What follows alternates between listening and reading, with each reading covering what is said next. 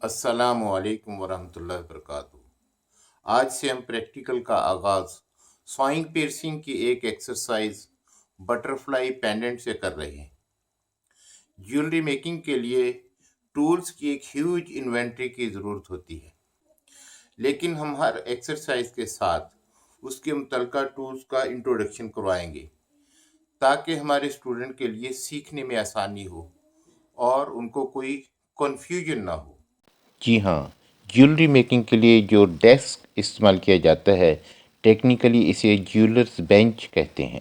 और jewellers bench के ऊपर जो सबसे ज़्यादा इस्तेमाल होने वाला टूल है वो ये फ्लेक्सिबल शाफ्ट है, जो मल्टीपर्पज़ इस्तेमाल किया जाता है। और उसके बाद कुछ ये कॉमन टूल्स हैं जो ज्वेलरी मेकिंग में ज़्यादा इस्तेमाल होते हैं। उसमें रेतियाँ, प्लायर्स, हैमर और सॉ वगैरह शामिल हैं। और इस एक्सरसाइज के लिए हमें इन चंद टूल्स की ज़रूरत है, जिनमें jewellers saw, marking punch, jewellers hammer, flexible shaft machine, drill bit और मेटल की शीट शामिल है। मेटल जो भी इस्तेमाल करें उसकी शीट अनील्ड ना हो, यानी सॉफ्ट ना हो, और सरफेस स्ट्रेट हो, अनइवन ना हो। कागज़ पर ड्रॉ किया हुआ डिज़ाइन इस पर ग्लू से चस्पा करें और सबसे पहले डिज़ाइन के अंदर से एब्स्ट्रैक्शन शुरू करेंगे और उन हिस्सों को जिनसे एब्स्ट्रैक्ट करना मकसूद है वहाँ पंच से मार्क करेंगे ताकि ट्विस्टेड ड्रिल के चलने में आसानी हो और ड्रिल इधर उधर मूव ना करे। और अब फ्लेक्सिबल शाफ्ट में ड्रिल बिट को फिक्स करके हर मार्क में सुराख करें ताकि इसमें आरी का ब्लेड डालकर मेटल को काटा जा सके। ड्रिल करते हुए इस बात का ध्यान रखिए कि कहीं डिज़ाइन का वो हिस्सा जिसे हम बरकरार रखना चाहते हैं वहाँ पर सुराख ना हो जाए। अब डिज़ाइन के अंदर वाले हिस्से की एब्स्ट्रैक्शन के लिए आरी से एक साइड से काटना शुरू करें और बारी बारी हर उस हिस्से को निकाल दें जो हमें डिज़ाइन के मुताबिक निकालना मकसूद है। आरी में ब्लेड फिक्स करते हुए इस बात का भी ध्यान रहे कि आरी में फिक्स किया गया ब्लेड बहुत ज़्यादा टाइट या ढीला ना हो। अगर ब्लेड बहुत ज़्यादा ढीला होगा तो आपके कंट्रोल में नहीं रहेगा, बल्कि अपनी मर्ज़ी से कभी दाएं कभी बाएं चलता रहेगा। और ज़्यादा टाइट होने की वजह से ब्लेड के टूटने का अंदेशा रहता है।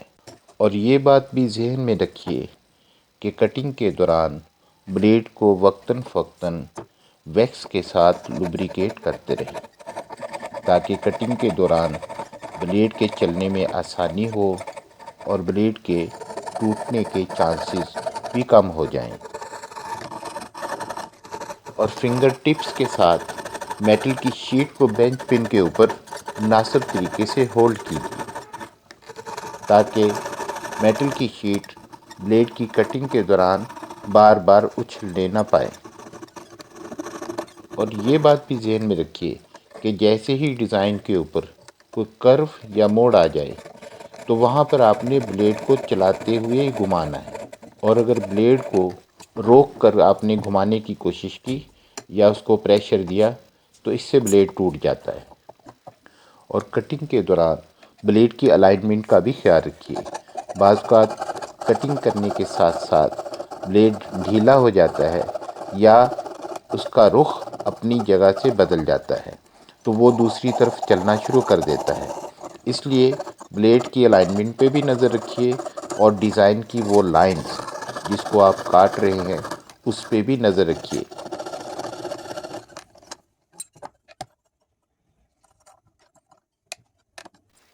क्योंकि डिज़ाइन की रिक्वायरमेंट के मुताबिक इस बटरफ्लाई के दोनों विंग्स बैलेंस होना ज़रूरी है, यानी जैसे राइट साइड से हमने काटा वैसे उसके बराबर मिरर के मुताबिक लेफ़्ट साइड पे भी वैसा ही डिज़ाइन कटना चाहिए। इसलिए काम के दौरान भी काम को रोक के दोनों विंग्स का बार बार मुआयना करते रहें। और अगर कहीं ड्राइंग की लाइंस में ही फ़र्क हो, यानी बैलेंस आउट हो, तो उसे आप काम के दौरान भी सही कर सकते हैं।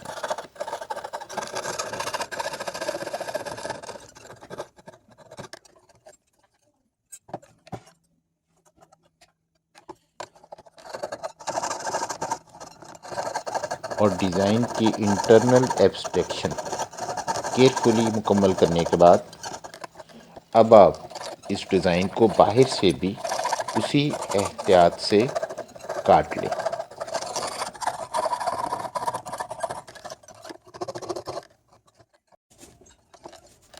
اور باہر سے ڈیزائن کی آؤٹ لائن کو کاٹنے کے دوران بھی اس کے اندر والی ڈیزائن اور آؤٹ لائن پہ نظر رکھیے، کہیں ڈسٹینس زیادہ یا کم نہ ہو پائے۔